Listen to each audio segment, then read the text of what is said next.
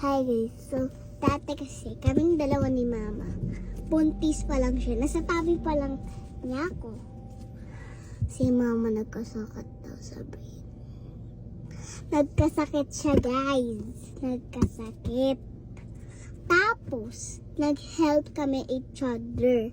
Kasi yung bata pa ako nun, sinasabi ko,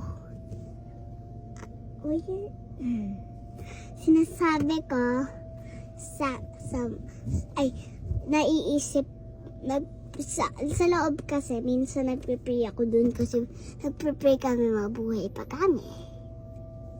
Nagpe-pray ka sa loob ng tiyan ko? Yeah. Ay, talaga? I remember. Oh. And guys, kaya kami nabuhay. Ay, ganun. Yeah.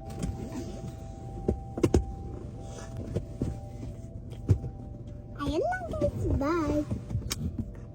Starring mo din ng mga mommy or daddy nyo.